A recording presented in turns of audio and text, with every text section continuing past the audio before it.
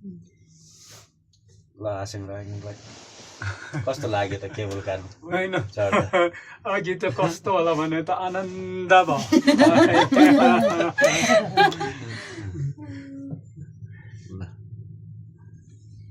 डर लाग्छ होला भनेर त के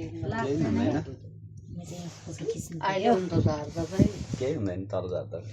फोटो नि मेरो त के एकछिन कान बन्द भए जस्तो हुने हो अच्छा केही पनि हुँदैन के भन्छ यस्तो ठुलो पो भन्छ निकै हाई नै पर्दो रहेछ नि जुन माथि यो पिके जतिकै आयो हो रहेछ हिउँ पर्छ कान उनीहरूलाई केही नै हुँदैन हिउँ खेल्न आउँछ मान्छे गाडी लाग्ने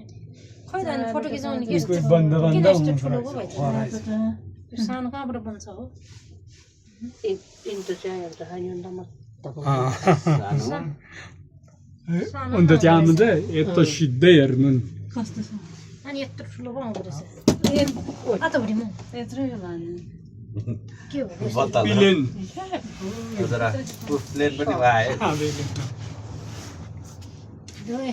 यता हाँस्दै बस्नु है ल त्यही भएछ मेरो क्यामेरा कस्तो नराम्रो पो आउँदो रहेछ